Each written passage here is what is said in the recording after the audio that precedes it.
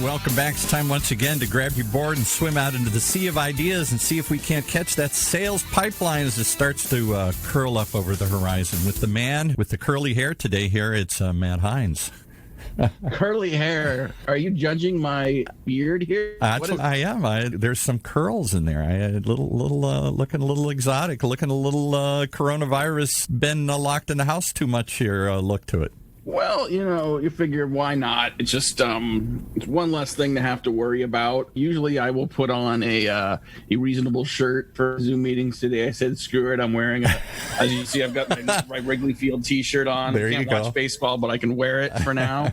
I don't know. It's crazy. And, our guest today is similarly follically challenged, although I use that term as kind of in a joking way, but like I tell you what, man, this haircut is the best. It's so easy. It just takes a couple minutes a day. I haven't bought shampoo in years. You just do soap up there, man. You don't need shampoo. Well, and great. I'm wondering if we shouldn't all go this way because we're trying to get ourselves as clean as possible. No place that germs can gather, dust can gather, germs can gather and grow, and maybe this is the new look that we should all adopt here. I don't know. All I know is I am grateful to have a job, to have this radio show, to Paul have you in my life, and to continue to bring joy and smiles to my face and the over 100,000 people that are listening to this show on a regular basis. Well, so I'm happy that we could bring your guest back because the last time you had a homeschool emergency, the bell went off. The school was in lockdown, and the principal was required elsewhere, so we had to cancel the interview, and suddenly you had to go be the disciplinarian. Well, we could spend a whole another 25-minute show just on how bad Hines homeschool is going. The joke that I've used that is not that far from the truth is that we got 3 kids in Hines homeschool. 2 of them have asked to be transferred to another class. And then one of the teachers has been fired for drinking on the job. And it's not that far from the truth, unfortunately. But let's get started. Thank you, everyone, for joining us on another episode of Sales Pipeline Radio. Very excited to have you here. Our numbers of people, Paul, that are listening live right now as I talk on the Funnel Media Radio Network continue to grow, and it's pretty exciting to see that. Also very excited to have those of you joining us on the podcast. For those of you that are listening on demand, thank you so much for joining us. And every episode, if you like what you hear today with our guest, is every episode, we've got over 200 now available on demand at salespipelineradio.com. Every week, we're featuring some of the best and brightest minds in B2B sales and marketing. Today is no different. Appreciate Mike Schultz for joining us today, for joining us a second time. We're not going to have a homeschool emergency today. The door is locked. They're just going to deal with themselves for today. President of the Rain Group, Mike, thanks for joining us today. Oh, thanks so much for having me. Really appreciate it, Matt. So how is your work from home, homeschool quarantine going over there? So my work from home and homeschool quarantine is actually going just fine. We have offices around the world, and we literally gave up our office because we were expanding our staff all around North America. We went virtual about 6 months ago. And so after 17 years of having a variety of offices in North America, we actually set up to work from home just before all of this happened. Wow. So I have a fire going outside. I played golf this morning. I already have a fire going, and I came inside to have the most fun I'm going to have today with Matt Hines and his raggedy, curly look. Folks, if you don't know it, whenever Matt doesn't have to see his parole officer, he just lets himself go. So it's only for a short period of time. Once the federal prisons open up, Matt's going to be much more buttoned up than he is today. Me and Paul Manafort currently confined to our homes and oversharing on Sales Pipeline Radio today. So, Mike, let's try to get back on rail here and then just talk a little bit about sort of what you guys do and how that has changed, over the course of the last couple months. I think, you guys have been, and if you're not following Rain Group and you're doing anything related to B2B sales, you absolutely have to follow these guys. Great sales training, leadership development. Their content is phenomenal. Just check out their blog, and their content alone is fantastic. We've had them as guest hosts on our blog numerous times. What have you seen the last couple of months that have shifted? It feels like, the selling continues, but the venue and format in which we are improving sales performance has changed. What are you seeing? Yeah, for sure. This one, 2 salespeople walk into a bar. No, they didn't, because that's illegal. You can't walk into a bar right now, so you can't even do your 2 salespeople walk into a bar joke anymore. It's a pretty wild difference, especially for the folks who are used to pressing the flesh, being on planes, driving to meetings, having people come to their office, doing strategic account sessions, being on site. Of course, we have all been using some virtual technology to one extent or another if we're in complex sales and we're in B2B complex sales, because that's how it goes. But there has been a bit of a forced choice over the past 6-7 weeks where people have no option. And to some extent and to varying degrees, people are really struggling with it. So it hasn't really changed that much for us. I mean, we're a training company. You might think, well, we're travel dependent and event dependent. And we are to an extent because a lot of people, and live training can be very powerful, but we've been doing virtual training for years. So for us, it doesn't make that much of a difference from a delivery perspective because we had everything ready to go and we just transitioned our clients. But probably the biggest thing is trying to figure out this virtual selling thing. And it's really a challenge for some folks from both a technical perspective and a setup perspective, but also a rhythm and an interaction and just how am I supposed to do my job differently and be differently right now? And people are at a loss. And so a lot of our conversations, a lot of our client work has, whether it's shifted in the core content that we're delivering, not necessarily, although we're doing quite a lot of just how to do virtual selling now. That's been a bit of a flood. Fortunately, we have that all ready to go. So we've been doing that quite a bit. But every conversation is about, okay, how do I do this virtual? That's really probably the biggest shift. Well, you mentioned a couple of things that I think are important to talk about relative to like how people continue to sell remotely. Because quite frankly, the value prop you bring isn't necessarily different just because you're not in person. Because you can't see someone at a trade show doesn't mean you can't still talk to them. We have video conferencing available. And so most of the time we're doing these recordings on Skype. I don't necessarily get to see the person I'm speaking to. In this case, you do. So I'm looking at you. I'm seeing the beautiful lake behind you. A couple people have told me you build credibility by walking in and seeing what's on the walls and asking people about the things they care about. So I could ask about the fire you mentioned, the boat behind you, all these things. But you mentioned talking about sort of rhythm. I'm thinking about discipline and accountability. What are the things people need to be aware of that might be a slippery slope that could impact their productivity in this new environment? Well, you hit on 2 of the 5 things that are really different when it comes to virtual selling.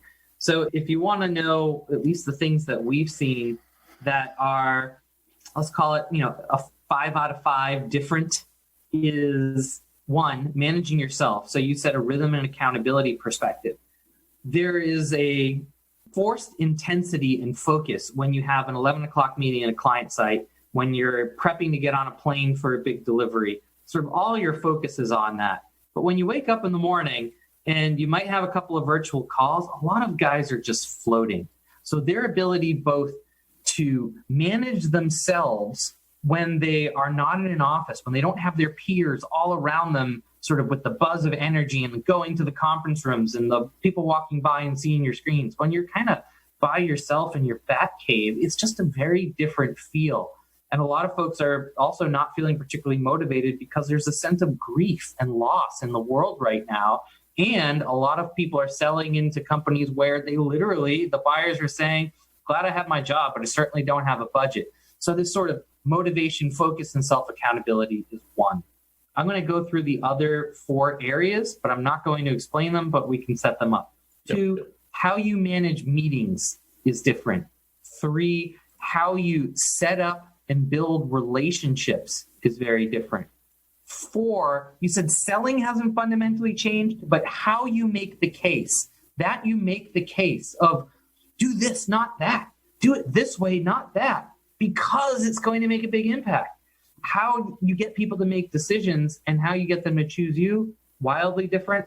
And then the 5th thing is more about management, which is how do I actually manage a team that is completely distributed, that is also going through this kind of major change, selling into an environment that is somewhere between not so great to icy.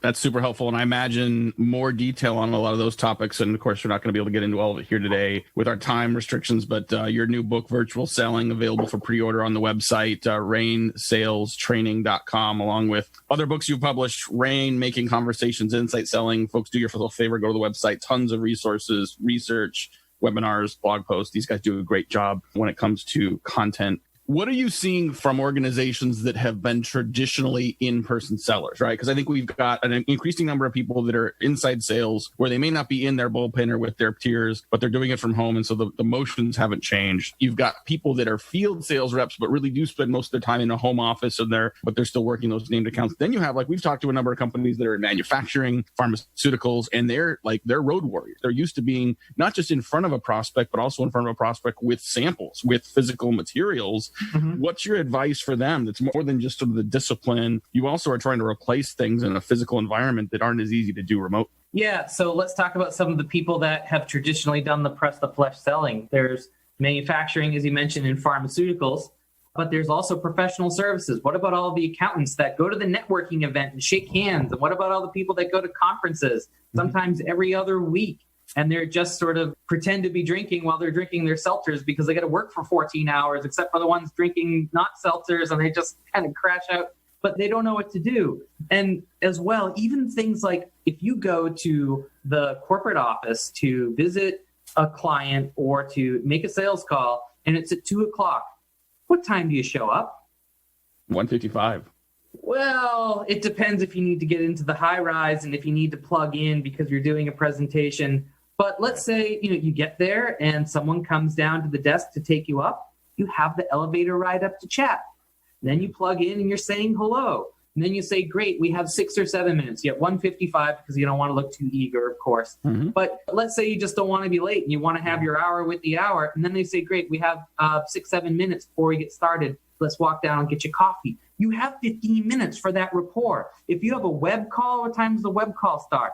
2:02. Right on time. It's 2:00. It starts 2:02, and everyone says, "Great, everybody's here. I guess we'll get going." How do you even have the in-room rapport when someone else says, "Great, everyone's here. Let's get going"? And it's just a wildly different feel. So there's a lot of I'm going to call it herky-jerkiness. It's very contrived, a certain amount of deer in the headlights, but especially the folks that are used to networking and having breakfast, lunches, and dinners, they're kind of at a loss for what to do. So those are the things that we're seeing. Yeah, and I think that what we've seen people do and what we're encouraging folks is that whatever you would normally do in a remote situation, level up communication channel with an extra level of sort of I guess either visuals or audio or something that allows you to make a better connection with that prospect. If you were going to make a phone call, do it as a video call. If you were going to send an email, maybe record a video of you sort of sharing something with that prospect. Do something to sort of maintain some version of eye contact, some version of sort of getting to see you. And you really also have to double down on finding other reasons and other avenues to sort of build that rapport and find out interesting things about people, such as we are both bald. Matt is home from prison. You have a lake behind you. There's a fire down somewhere that hopefully is not going out of control. You're not on a boat that's streaming by that someone's about to go skiing on, and you're still doing this, but you said you were enjoying us. So that's great. Paul, we have to take a break. I know you're wildly waving your arms. We will be right back. More with Mike Schultz on Sales Pipeline Radio. CMOs and marketing leaders have the increasingly complex task of effectively communicating marketing's value to their CEO and board. And as today's markets face growing uncertainties, the need for clear, consistent, and predictable communication will only continue to grow. How do they do it? Read the new research report on marketing's role in the boardroom from Drift, G2, and Heinz Marketing. Get it now at drift.com/alignment. That's Drift, DRIFT.com/alignment. All right, let's head back to Matt and his guest. And before we do, I'm going to ask one quick question of your guest here. Will coronavirus really permanently change anything? Response to that, are you seeing any changes in that as well?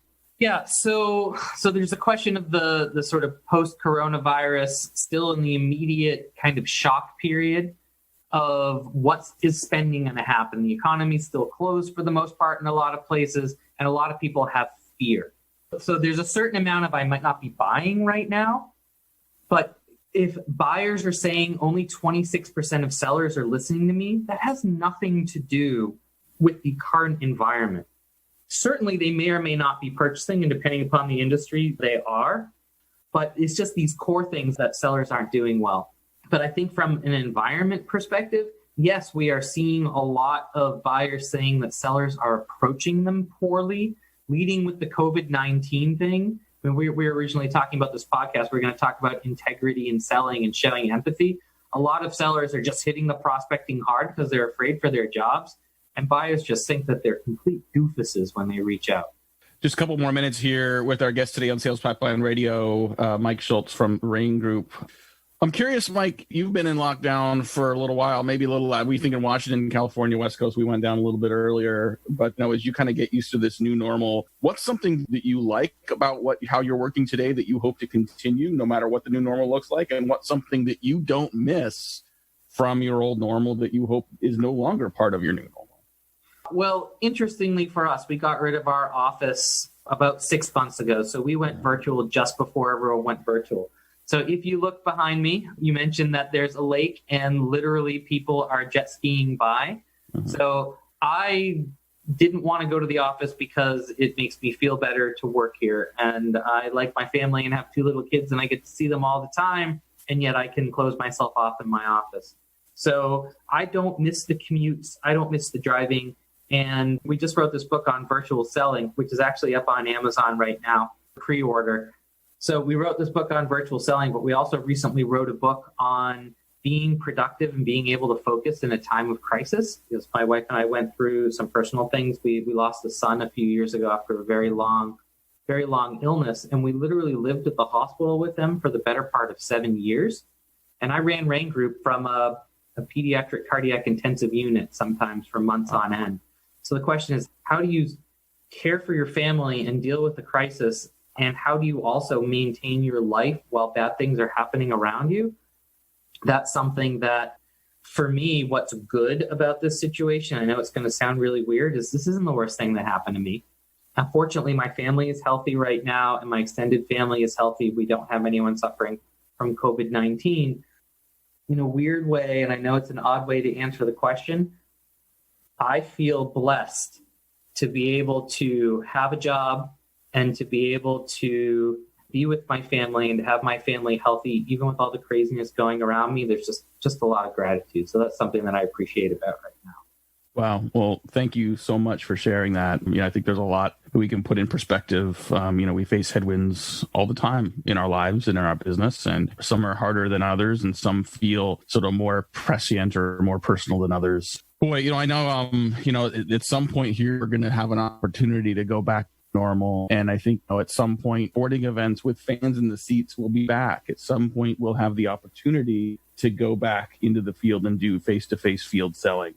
I imagine there's some of that won't go back to the old normal, and that's not necessarily a bad thing, that there will be advances here. Do you see that some companies and their sales organizations that may have traditionally been field sales teams will continue to do remote selling? Oh, I think that this is a tectonic shift, a seismic shift in how selling and buying is going to be done and how communications are going to be done. I think that it was happening already, that there was sort of an evolution towards this. And now I think that it has just gone from a 20-mile-an-hour jog towards it to a 90-mile-an-hour no going back. And companies like McKinsey and Boston Consulting Group are actually studying buyers right now and studying sales leaders at large companies. And they're essentially saying that they're not going back. There's both the interaction expectation kind of cultural shift that everyone's going to get used to this. Literally 3 or 4 years ago, people didn't want to click on video because I don't want people to see me. Now you expect it every call, every time, and you have to be camera ready no matter what. So there's that different feel shift, just a change of tastes. But the other thing is guys that could have 5 meetings a week can now have 12. And there's not necessarily a dip in production of how good those meetings are if the sellers can engage. It is going to be harder to sell, but for those people that can sort of get the medium down and get the rhythm of how to sell down, like those 12 meetings can result, it won't necessarily mean that I'm going to close fewer things. You could literally have twice the sales results. It's just a question of being able to actually succeed through the channel. Yep. Awesome. Love it. We're out of time. Unfortunately, we're going to have to wrap up. Thank you so much to our guest today, Mike Schultz from the Rain Group. You can check them out at rainsalestraining.com. Lots of great new research they're putting out on a regular basis. Check out the new book, Virtual Selling. Get it on Amazon. and the links to that on his website as well. We'll be back next week. We got a great lineup of guests coming up over the course of the next couple of months as we close out the spring, close out Q2, move to the second half of the year. On behalf of my great producer, Paul, this is Matt Hines. You've been listening to Sales Pipeline Radio. And with that, we wrap up another episode of Sales Pipeline Radio right here on the Funnel Radio channel for at-work listeners like you.